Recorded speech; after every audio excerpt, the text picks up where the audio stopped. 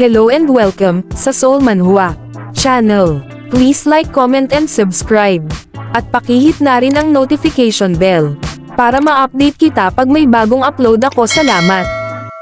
At bago tayo magsimula, shoutout muna sa mga nag-subs. Sa naunang bahagi si Jen Sikon ay brutal na binugbog ng itim na side sanhi ang kanyang dalawang bowls upang mabasag at inflict ng matinding sakit sa kanya. Ang kinidnap na babae ay nailigtas din ni Ryu Min bago umalis ang dalaga Jang Sikon.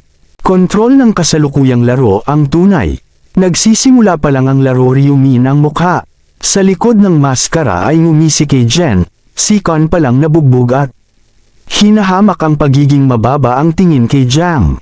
Sigaw ni Sikon kay Ryu Min, "Papatayin kita!" na natiling kalmado si Ryu sa mukha ni Jang. "Sakin ang kabaliwan na sabi ko. Gaya ng matigas mong ugali, ipagpatuloy mo yan hanggang sa matapos ang laro dahil kung bumitaw ka, maaga walang kwenta." Jang sumigaw at sinisingil si Ryu Min gamit ang isang sandata na patuloy niyang tinutumbok. Weak points ni Ryu, pero ang reflexes ni Ryu ay hindi kapani-pani, walang matalas at lahat ng Jang. Ang mga pag-atake ng Sikon ay ganap na nakaligtaan ang kanilang target. Sa puntong ito nagsimula si Jang Sikon para makaramdam ng pagkataranta na tumutulo ang kanyang pawis. Ano ba naman ito? Iniiwasan ni Bastard ang lahat ang mga atake ko na posible habang umiiwas sa mga pag-atake. Ang sabi ni Ryu Min ay hindi kita inaasahan magdala ng Goblin's Dagger o masyadong interesante. Feeling na sinasaksak ni Jang Sikon at ang mga slash ay walang anumang kasanayan sa pakikipaglaban. Ryu Min iniwagayway ang kanyang karit na lumilikha ng isang maganda crescent moon na tumawid kay Jang. Sakin ka ng braso niya, kanang kamay niya nawala at umagos ang dugo. Tumalsik mula sa pinutol na brasong kasama sa pamamagitan ng isang masakit na hiyaw na umaalingaw sa buong mundo. Ang bodega pagkatapos ng pag-atake ni Ryu. Malamig na tanong ni Jang Sikon sa ginaw. "Tono, masakit ba?" "Hindi ko pa nasisimulan." Naririnig pa ni Ryu ang mga salita ng lalaki ni Jang sakin. Nanginginig ang buong katawan, ang mukha niyang namumutla. Takot biglang lumabo ang figure ng lalaki ni Ryu. Parang ilusyon na dumaan siya. Jang Sikon at isa pang agos ng dugo spurted out na sinundan ng isa pang trahedya. Sigaw dahil sa bilis niyang nilikha. Isang ilusyon. Sa puntong ito makikita na natin si Jang. Napakatatag din ni Sikon sa kabila. Pagkawala ng dalawang kamay ay hindi siya nahiga. Sumisigaw ngunit naisip sa bilis na ito, "Papatayin ako ng baliw kung gusto ko. Makaligtas sa malaimpyernong lugar na ito na kailangan kong gawin." Bulag siya mag-isip, mabilis Jang Sakan. Sumigaw, "Mamatay ka, bastard!" at katawan niya lumiwanag upang lumikha ng isang pagkakataon upang tumakas, ngunit mabilis siyang nataranta dahil walang nangyari pagkatapos niya. Sigaw na natigilan ang mukha niya at natatakot dahil hindi niya maintindihan ano ang nangyari sa kanyang kapangyarihan. Pawis lumlakas ni Jang Saken sa isip niya. "Maaari mong subukang ng maraming beses. Gusto mo walang kwenta kasi walang ilaw ay pinahihintulutan sa harap ng gabi ng kamatayan. Alam kong gagamitin ito ng taong ito. Skill, kaya ginamit ko ang skill night ng kamatayan. Dati kahit hindi ko yun ginamit. Skill, putulin ko sana ang mga pulso niya at ankles." Muna ang iniisip nitong si Ryu. Muli na namang ibinato ni Min ang kanyang sandata. Paghahanda para sa susunod na pag-atake. Napabuga ito ng hangin sa kalaban na si Flinch. Dumaan ang hangin, perpektong hugis ng buwan. Umatake kay Jang Saken. Bumulwak ang mga binti at dugo mula doon. Walang oras para mag-react ang inatake. Sa pagkakataong ito bumagsak si Jang Sikon sa sahig. Sa sobrang sakit ay nakatayo lang si Ryu Min. Pinapanood si Jang Sikon na gumapang sa sahig at tumingin sa lalaking nakamaskara. Sambit ni Terror na umiiyak at sinasabing, "Ikaw, demonyo, bakit mo ako ginaganito? Bakit kaagad pagkatapos ng itim na karit?" Umindayog ng mataas at sinaksak sa kanyang binti si Ryu. Sumagot si Min kung bakit nalipol ang mga tao. "Peste," saka binunot ang karit. Kasabay ng pag-agos ng dugo ang sagot niya. Kanyang sariling tanong dahil sa kanilang pag-iral. Nakakasira lang ng iba sampe nito, isa kang baliw. Gustong makita ng Diyos na si Ryumin kung gaano katagal si Jiang. Mapanatili ni Sikon ang kanyang matigas na ugali. Ang patuloy na pag-atake ay ginawa pagkatapos. Si Jiang Siakon ay napasigaw sa sakit na kanyang iniinda. Walang kapangyarihan sa mga pool ng dugo ang kanyang katawan. Tuluyang naubos ang lakas niya. Nagtataka kung bakit ginagawa ng baliw na ito. Sa akin, meron ba tayong hinanakit dito? Ang unfair talaga. Masakit sa puntong alam niya. Hindi makaligtas sa lugar na ito, kaya sa halip ng pagiging tortured at mamatay ng dahan-dahan. Sakit na gusto niyang magpakamatay. Na desisyon Jiang Siakon, nagpasya na palayain ang sarili sa pamamagitan ng pagkagat ng kanyang dila. Nakapikit ng mariin ang mga mata at dila. Nakausli sa kanyang mga ngipin. Kakagat na lang ng ngipin niya. Isang karit ang inilagay sa ilalim ng kanyang baba. Para pigilan ay tumingala si Jiang Sikon. Pagtataka at nagtaka kung bakit ayaw mo. Hayaan mo akong magpakamatay, ang malamig na mata ni Ryu. Nakatitig ng diretso kay Jiang Sikon at sinabing, anong balak kagatin ang dila mo at magpapakamatay? Sa tingin mo gagawin ko na lang. Hayaan mo hanggang lumuhad ka at magmakaawa sa akin. Bitawan mo, bawal kang mamatay. Muling tumusok ang karit sa kanyang katawan. Pagkatapos ay lumitaw ang patuloy na mga sugat kay Jiang. Sakin nakahiga siya sa sakit sa sahig. Ang kanyang mga mata ay walang buhay na iniisip na kailangan ko. Patigilin mo ang sakit na ito na ipinakiusap niya. Please patayin mo ako please, Ryumin. Nagtanong pabalik, ano sabi mo, ikaw ba? Seryosong pagmamakaawa ni Jiang sa akin. Palayain ang paghihirap na ito, Ryumin. Sumagot sa tanong ni Jiang sa akin. Kung bakit kailangan kong gawin ito, gawin mo pagkatapos. Lahat ikaw at ako ay kumpleto. Strangers talaga, hindi tayo pwede. Itinuturing na ganap na estranghero Jiang Sikon, eto yung nakilala namin dati. Pagkarinig nito ay namangha si Jiang Sikon.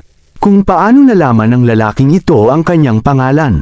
Sinubukan kong tanungin, huwag mong sabihing ikaw. Related sa babaeng yon si Ryumin, tanggihan ang hindi.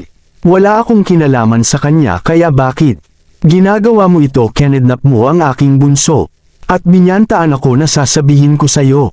Ang nakatagong impormasyon Jiang Sikon ay, sobrang litong ginawa ko yon pero hindi. Tandaan, Ryumin, sabi mo syempre. Huwag mong alalahanin, pagkatapos ng lahat ito ay isang hinaharap. Pangyayaring hindi pa nangyayari sa akin. Nakaraan na ito kung hindi ako makikialam. Ngayon ay makukuha mo ang Rune of Inner. Mga kaisipan, ano, yung Ryumin na tuloy meron. Rune nakatago dito, alam mo ba ang kondisyon para lumitaw ito kapag ikaw marinig ang totoong boses ng ibang tao. Ang boses ay nagmumula sa pusong taos puso. At hindi, daya kung hindi ako nagpakita sa'yo dito. Haharas at pananakot na sana. Babae at gagamitin sana siya ng totoo. Boses na nagmamakaawa na iligtas mo siya. Nakuha ang pagkasira ng mga panloob na pag-iisip. At ginamit ito upang gumawa ng mga kasuklam-suklam na krimen sa ang kinabukasan. Jiang Sikon ay walang magawa. Sabi bilang tugon sa impormasyon ni Ryu. Sinabi sa kanya ni Min na marami na itong na-verify. Beses sa pamamagitan ng aking regressions at kahit na wala ang iyong 12 na unang pangungusap. Pinapakita na isa kang kasuklam-suklam na tao. Sino ba ang karapat dapat mamatay nang marinig ang sinabi ni Ryumin? Ito alam niya na ang kanyang pagkakataon para sa release ay dumating, kaya't nakiusap siyang minsang patayin. Higit pa akong deserve kong mamatay kung ganoon, please. Patayin mo ako dali, sabi ni Ryu. Hindi ako. Hindi kita tatantanan, na ikinagulat ni Jiang Sikon kaagad pagkatapos niyang ilagay ang karit sa bibig ni Jiang Sakenta. Pigilan siya sa pagpapakawala sa sarili niya. Malamig na sinabi kay Jiang Sikon na gagawin niya. Umupo dito at panoorin siyang unti-unting nahihilo at mamatay habang hindi kaya ng kanyang katawan. Ilipat maraming mga saloobin lumitaw sa Jiang. Sakin ang ulo ko, sabi ko, patayin niya ako nito. Ay masyadong masakit, hindi mo ba gusto ang rune ng mga panloob na pag-iisip ay hindi mo gustong marinig. Ang tunay na boses mula sa aking puso. Sa kawalan ng pag-asa ay sumigaw siya sa kanyang puso kung bakit Hindi mo ba hahayaang ibuka ko ang aking bibig para magsalita? Biglang may lumabas na boses sa tabi niya. Bakit hindi kita hayaang magsalita dahil ako? Nais na subukan ng Ron ng panloob na mga saloobin. Tinitigan ni James Kaken si Ryumin Ryu. Mini pinaliwanag, sorry pero nakuha ko na. Ang Ron ng mga panloob na pag-iisip, hindi mo ba? Tandaan mo, taos puso kang nagmakaawa sa akin na pumatay. Mula sa iyong puso sa oras na yon. Ang Ron ay tumugon sa iyong tunay na boses. Tapos may lumabas na notification. Nakuha mo ang totoo ng iyong target. Boses, ang kondisyon ng trigger ay natugunan. Natuklasan mo ang Ron ng panloob. Mga kaisipang nakatago sa lokasyong ito ang automatikong ipapatupad ang Ron. Sa katawan ng player ngayon, tingnan natin. Ang mga katangian nitong Ron, the Rune of Panloob na kaisipan. Epekto, basahin ang mga kaisipan ng target sa harap ng iyong mga mata. Kung obserbahan mo ang iyong target na kaya mo pa mahinang basahin ang kanilang panloob. Mababasa lang ang intensyon kapag ikaw na. At karamihan 30 layo pabalik kay Ryumin siya ngayon. Nakikipag-usap kay Jang Siakon nang wala.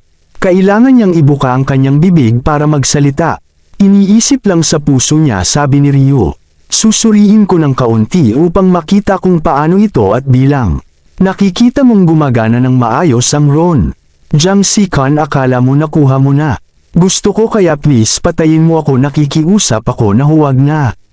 Hindi ka madaling patayin kung gayon hindi maging patas sa iyong mga biktima sa nakaraan. At kinabukasan naging paghinga ni Jang Saken.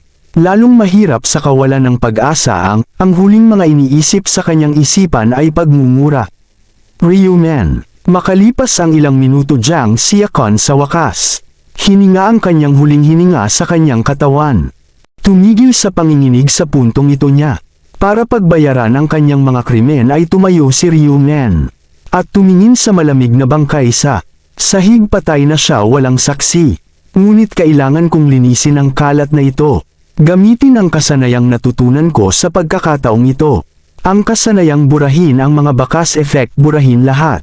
Bakas ng eksena kabilang ang mga bangkay, mga fingerprint ng dugo at mga bakas ng paa. Pagkatapos gamitin ang kasanayan, ang mga daloy ng liwanag ay naging mga karakter.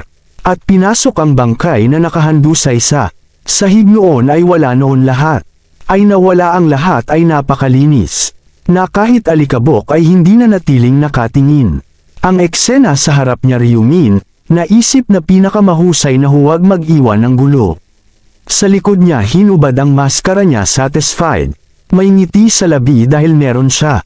Kailangan ngayong gabi, bukas ay ang oras para sa siya para makilala may giant rock. Okay guys, isang chapter lang ang video ngayon kaya medyo maikli ang tagal ng video ko. Gusto pa talaga gumawa pero meron lang isang kabanata. Kung gusto mo ang seryeng ito,